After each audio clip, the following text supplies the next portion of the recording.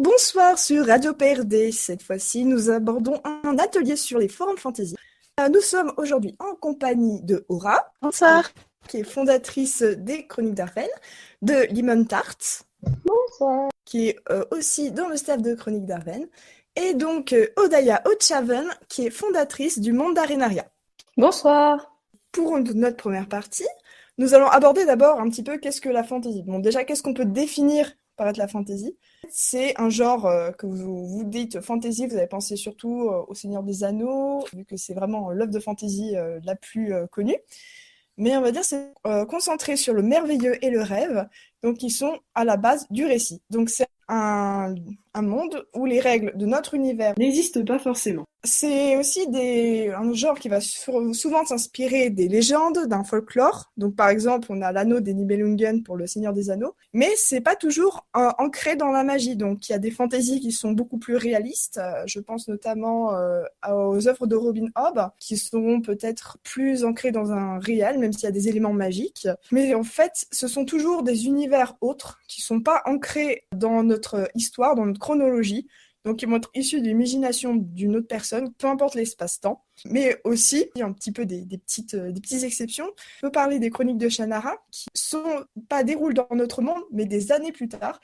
Mais ça reste quand même de la fantasy parce que c'est notre monde, mais complètement imaginé. C'est un futur complètement imaginé qui est absolument pas basé sur des préceptes scientifiques, qui est plutôt du côté de la science-fiction. Donc, les forums fantasy, qui s'inspirent beaucoup de ce genre, souvent se dérouler dans des mondes imaginaires, donc qui vont être dans leur technologie, dans leur religion, dans leur culture propre. Et donc, c'est des forums avec un gros plus. C'est comme la liberté d'imagination et de construction d'un univers. Donc, c'est vrai qu'on s'affranchit complètement de nos règles, complètement de tout ce qu'on connaît. On est vraiment libre d'imaginer tout ce qu'on veut. On peut imaginer des peuples qui ne seraient pas viables en temps normal. Et donc, on va créer possiblement des nouveaux pays, des nouveaux paysages, des nouvelles sociétés qui sont peut-être plus ou moins inspirés de notre univers. Pour ça, je vais commencer à poser une petite question aussi à Limon Tart. Donc, vous avez un univers qui est très développé, mais on voit aussi que chaque duché d'Arven, donc, qui a ses propriétés, ses différences, vous avez fait ça de manière très détaillée dans vos annexes. Donc, où est-ce que vous avez cherché vos inspirations? Où est-ce que vous avez affiné l'identité de chaque contrée? Est-ce que c'était un travail assez long? Alors, en tant que fondatrice, je vais parler en premier, je laisserai la parole à ma petite podo après. Arven, c'est un univers qui existe, qui a commencé à prendre forme dans ma tête il y a plus de 10 ans maintenant. Donc oui, c'est un travail de longue haleine au niveau de la création. À savoir que dans la version qu'on utilise actuellement sur le forum, elle a ouvert en décembre 2015. Donc elle a fait suite à une période de plusieurs mois où j'ai vraiment travaillé avec ma cofondatrice de l'époque. On a essayé de reprendre toutes les bases de notre univers pour en faire quelque chose de carré et de stable. Qu'évidemment, on a énormément de sources d'inspiration. Tu parlais de Rovinov tout à l'heure. Ça fait partie des sources qui ont servi à l'univers. Pas uniquement des livres. On s'est inspiré aussi, par exemple, de vidéos, de mythologie, des contes et légendes. J'ai vraiment pioché des choses qui m'ont plu dans ma lecture et dans ma culture pour les intégrer à l'univers.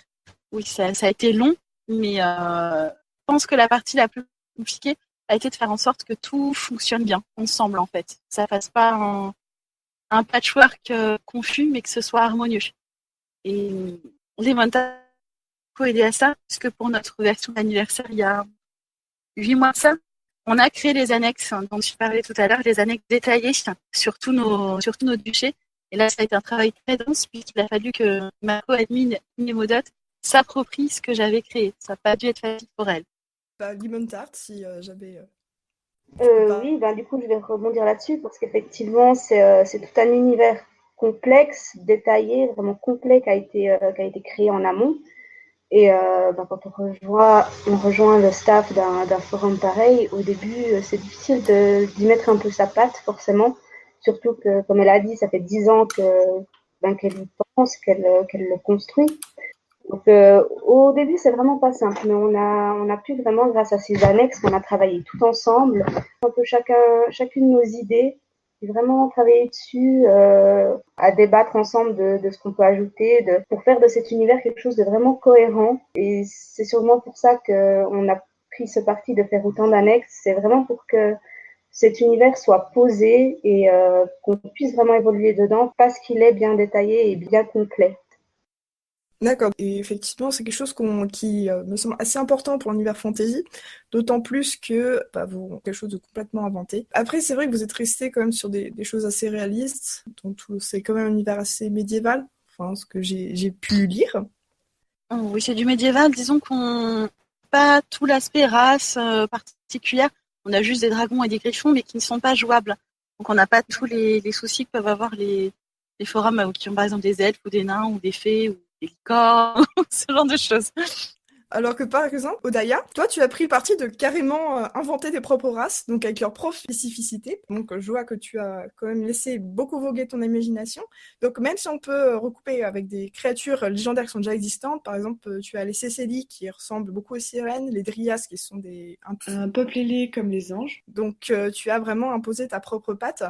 Donc, est-ce que tu as eu vraiment des inspirations particulières pour ton univers? Est-ce que c'est un travail long aussi? Est-ce que tu as mis du temps à dire je vais faire ça, comme ça sera cohérent? Alors, j'ai pas mis 10 ans à le créer, contrairement à Aura. Déjà, chapeau, parce que moi, je pense que j'aurais pas réussi à rester accrochée sur la même idée de 10 ans.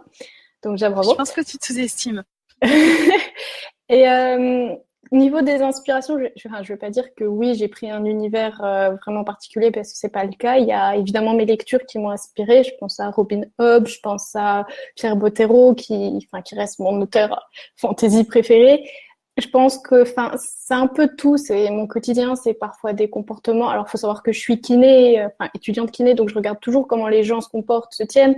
Et ça joue sur mon écriture, ça m'a inspiré parfois la façon de se tenir. Des fois, c'est des pathologies qui m'ont inspiré. C'est un peu tout. C'est ma vie au quotidien, c'est mes lectures. Et ça a pris du temps. Ça a pris 4 ans, ne serait-ce que pour tout mettre en place, arriver à l'écriture finale, arriver à mettre en projet de forum.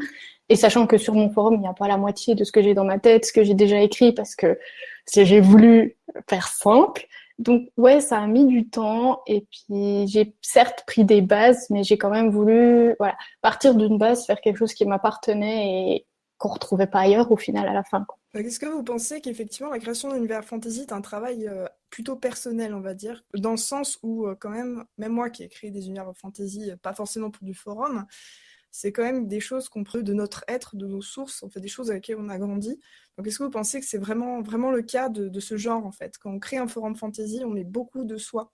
Je crois effectivement que c'est quelque chose qui ne peut pas exister si on n'y met pas beaucoup de notre expérience et de notre vécu. C'est ce que racontait Odaya tout à l'heure, elle s'inspire de ça. Nous, c'est pareil en fait. L'univers va être façonné en fonction de ce qu'on a vécu jusque-là. Et plus on veut être nombreux à collaborer à la création, plus ça va être diversifié. Oui, ça puise au fond de nous, je pense. C'est quelque chose qui vient vraiment de tout ce qu'on a pu vivre et expérimenter par le passé. Je suis d'accord et puis je pense que c'est le cas pour globalement tous les forums, mais la fantasy c'est encore plus nécessaire parce que je pense à la création d'une race, par exemple, si de base on n'arrive pas à se représenter la race, si on n'arrive pas à la voir bouger, si on n'arrive pas à la voir, je sais pas, manger, faire son quotidien, on va pas réussir à l'exprimer et à le montrer aux autres, à l'écrire. Donc pour ça, on a besoin de bases qui sont nous. Je veux dire, il faut quand même qu'on puisse nous imaginer en train de manger pour ensuite nous ajouter une caractéristique propre à l'univers. Donc c'est pour ça que je pense que c'est plus personnel parce qu'on va plus loin dans la création. Et vu qu'on va plus loin dans la création, on est obligé de mettre peut-être parfois plus de détails qui ont une base, qui sont réels. Et donc forcément, je trouve que on met plus de notre vécu et de là ça devient plus difficile évidemment à construire et à être précis, mais ça vient bien de quelque part à la base. Donc je pense que oui, on met beaucoup plus de nous dans du fantasy que possiblement dans un autre univers. D'accord. Et donc, vous parliez surtout de crédibilité, par exemple, au fait de tes observations ou des choses dans le genre. Est-ce que, enfin, que ce soit vous toutes, est-ce que vous pensez qu'effectivement, ce sont vraiment les détails qui font la différence? Est-ce que ça participe un peu à mettre de l'épaisseur, du coup, sur votre univers, à le rendre vraiment tangible? Je pense que oui, il faut que la personne qui joue sur le forum puisse vraiment imaginer son personnage, même dans sa vie quotidienne.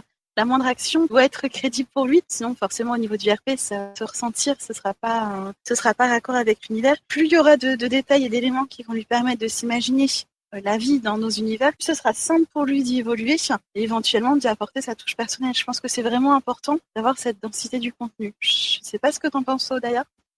Moi, je suis totalement d'accord. Je pense que la crédibilité et la cohérence d'un univers, elle se joue dans des détails. Je pense que quand on s'imagine quelqu'un ou quand on rencontre quelqu'un, même quand on rencontre quelqu'un la première fois, des fois, on va être là en mode « Ah, il parle bizarre. Ah, il aurait pas un tic de langage. Ah, j'aime bien son t-shirt. » Enfin, ça va être des petites choses qu'on va remarquer, qu'on va pas forcément dire haut et fort. Je veux dire, si on remarque que quelqu'un a un tic de langage, on va pas lui dire « Oh, toi, tu parles trop bizarre. » Enfin, ça se dit pas, mais c'est des choses qu'on va voir. Donc, si nous, on les voit au quotidien, si dans notre vie, ça a un impact, même mineur, dans notre écriture, forcément, ça va se ressentir. Et donc, je pense que ces détails, quels qu'ils soient, ils sont utiles en fantaisie parce qu'ils vont se permettre, comme tu dis, de représenter les choses et de les rendre, au final, plus vivantes. Enfin, c'est aussi ce qu'on voit dans le cinéma avec la modélisation. Par exemple, je pense au dernier film d'animation, World of Warcraft, qui est vraiment bien dans les détails, qui est vraiment bien dessiné. Ça se joue au détail, c'est précis. Enfin, il n'y a pas le moindre doute, on se représente énormément les choses. Et je pense que l'écriture, c'est pareil. On a besoin de ces détails et de cet univers qui doit être très bien expliqué au final. Et aussi, en fait, c'est qu'on remarque souvent que la fantasy se passe dans un univers médiéval. Donc ça, c'était un choix qu'on retrouve un peu sur Arwen. Donc même si tu as diversifié, tu as fait quand même un savoir assez développé au sujet de la magie, est-ce que j'ai compris? Oui, alors on a vraiment cette division entre les deux. D'un côté, la magie qui est ancrée plutôt dans quelque chose de médiéval, puisqu'il n'y a pas eu besoin d'avoir du progrès à partir du moment où la magie est là et permet des accomplissements.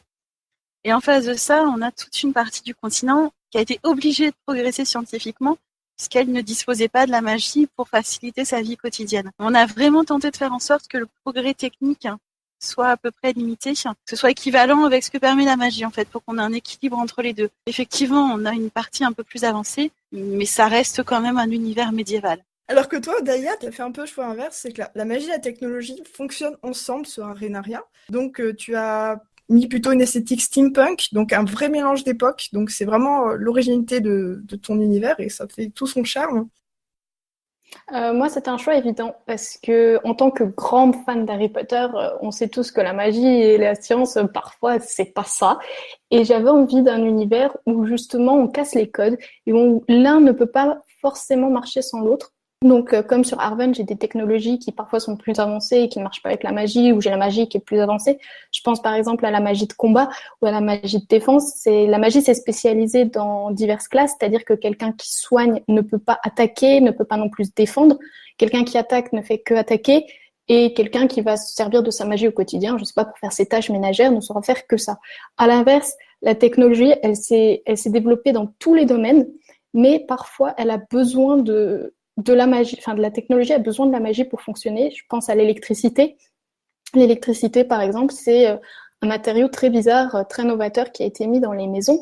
Et la magie sous fines particules, donc sous poussière d'ange, si vous voulez, elle passe dans les murs et permet du coup que des globes volants marchent dans la maison, qu'en tapant des mains, on allume une lumière, que par la pensée, par certaines technologies plus avancées, on allume la lumière. Donc moi, à l'inverse, j'ai voulu que si quelqu'un n'aime pas la magie, puisse s'en passer et qu'il aime le steampunk et qu'il a envie de jouer avec du steampunk, il puisse. J'avais aussi envie de contenter les gens qui aiment la magie, qui se disent « Ouais, moi je suis à fond, je veux faire quelqu'un qui se bat avec de la magie, qui puisse le faire. » Et j'ai voulu trouver l'intermédiaire aussi et qu'on puisse le faire au final. Donc au final, j'ai voulu donner plein de possibilités de jeu tout en rendant ça le plus cohérent possible, quoi, en fait, simplement.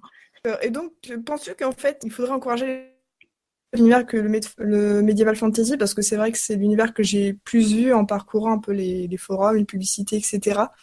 Et donc, moi, j'avoue que j'aime beaucoup les univers qui mélangent un peu les deux, enfin, comme Arenaria, du coup, où on aura peut-être de la magie, mais une technologie aussi avancée qui a avancé grâce à la magie. Donc, est-ce que tu penses que si ces univers-là se développaient, ça pourrait mettre peut-être un peu plus de diversité dans la fantasy? Ah bah moi tout à fait. Enfin, je suis très fan de fantasy, donc j'encourage tout le monde à tenter ce genre-là, à se lancer dans une construction, à découvrir et à se propager. Euh, Après, je t'avoue que bon, bah je sais pas trop si ça se fera, mais ouais, clairement oui.